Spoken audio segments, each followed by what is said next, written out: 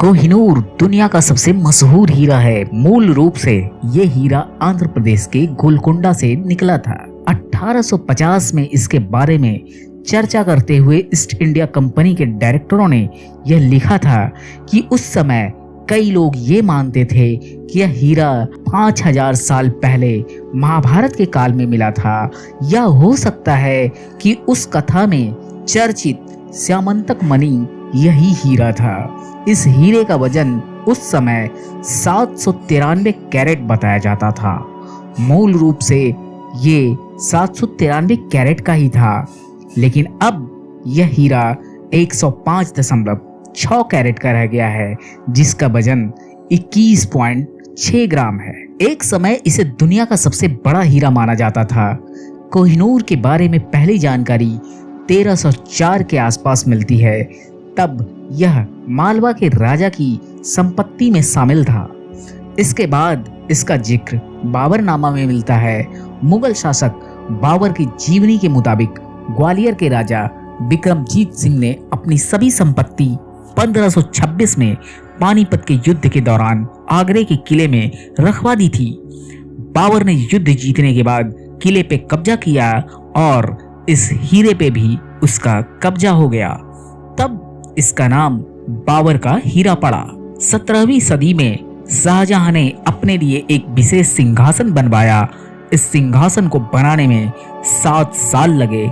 इस सिंहासन में कई किलो सोना, अनेकानेक जवाहरात इत्यादि मढ़वाए गए और फिर इसमें चढ़ा गया वो हीरा जो बाद में कोहिनूर के नाम से प्रसिद्ध हुआ। दुनिया भर के जौहरी इस सिंहासन को देखने आते थे और इनमें से एक था वेनिस का हॉर्टेंसो बोर्जिया। औरंगजेब का शासनकाल। बादशाह औरंगजेब ने इस हीरे की चमक बढ़ाने के लिए इसे बोर्जिया को दिया, क्योंकि वो एक प्रसिद्ध जौहरी था। लेकिन बोर्जिया ने इतनी लापरवाही से काम किया कि उसने हीरे के टुकड़े टुकड़े कर दिए। यह 793 कैरेट की जगह महज 186 कैरेट का रह गया और औरंगजेब ने इस खता के लिए बोर्जिया से 10,000 रुपए जुर्माने के तौर पे वसूल किए। इसके बाद यह हीरा मुगलों के पास ही रहा। 1738 ईरानी शासक नादिर शाह ने मुगलिया सल्तनत पर हमला किया। 1739 में उसने दिल्ली में कत्ले आम मचा दिया। उसने दिल्ली के तब के शासक मोहम्मद शाह रंगीले को हराकर उसे बंदी बना लिया और शाही खजाने को लूट लिया। ये हीरा भी इसी शाही खजाने में था और इस तरह ये हीरा नादिर शाह के पास चला गया और नादिर शाह ने इस हीरे को नाम दिया कोहिनूर, जिसका मतलब होता है रोशनी का पर्वत। नादिर शाह कोहिनूर को अपने साथ ले गया। 1747 में नादिर शाह के अपने ही लोगों ने उसकी हत्या कर दी और उसके बाद कोहिनूर नादिर शाह के पोते के कब्जे में आ गया। उसके कुछ सालों बाद ये हीरा नादिर शाह के सेनापति अहमद शाह अब्दाली के कब्जे में आया और अहमद शाह अब्दाली इस हीरे को लेकर अफगानिस्तान पहुंच गया। इसके बाद यह हीरा अब्दाली के वंशजों के पास रहा। अब्दाली के वंशज शाह सुजा के पास जब यह हीरा आया, तब पंजाब में सिख राजा महाराजा रंजीत सिंह का शासन था। जब महाराजा रंजीत सिंह को पता चला कि कोहिनूर शाह सुजा के पास है, तो शाह सुजा को रंजीत सिंह ने बंदी बना लिया और हिरासत में लाहौर जेल में रखा। कहा जाता है कि महाराजा रंजीत सिंह ने उसके परिवार को तब तक भूखा प्यासा रखा जब तक कि शाह सुजा कोहिनूर हीरा रंजीत सिंह के हवाले नहीं कर दिया। रंजीत सिंह ने कोहिनूर को अपने ताज में लगा लिया। 1839 उनकी मौत के बाद हीरा उनके बेटे दिलीप सिंह तक पहुंचा और फिर ये हीरा अंग्रेजों के कब्जे में आ गया।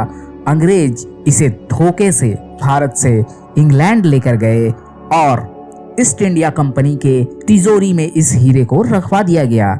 कोहिनूर को लॉर्ड डलहौजी ने 1850 में लाहौर से मुंबई लेकर आया और वहां से 6 अप्रैल 1850 को इसे लंदन भेज दिया गया। 3 जुलाई 1850 को इसे बकिंगम पैलेस में महारानी विक्टोरिया के सामने पेश किया गया। 38 दिनों में हीरों को सेब देने वाली कंपनी डच फॉर्म कोस्टर ने इसे नया रूप दिया। तब इसका वजन 108.93 कैरेट रह गया। यह रानी के ताज का हिस्सा बना। अभी कोहिनूर का वजन 105.6 कैरेट है। तो आप सोच सकते हैं कि 793 कैरेट का हीरा आज 105 कैरेट में आ गया। स्वतंत्रता हासिल करने के बाद 1953 में भारत ने कोहिनूर की वापसी की मांग की थी, लेकिन इंग्लैंड ने इसे अस्वीकार कर दिया। फिर 1976 में पाकिस्तान के प्रधानमंत्री जुल्फिकार अली भुट्टो ने भी इसकी मांग रखी, जिसे ब्रिटेन ने खारिज कर दिया था। इतिहास चाहे जो भी रहे, कोहिनूर भारत के हाथ से छिटक गया और अंग्रेजों ने इसे कब्जा कर लिया। तो दोस्तों, ये जानकारी आपको कैसी लगी? अगर अच्छी लगी तो प्लीज लाइक करें, शेयर करें, सब्सक्राइब करें, कमेंट करें।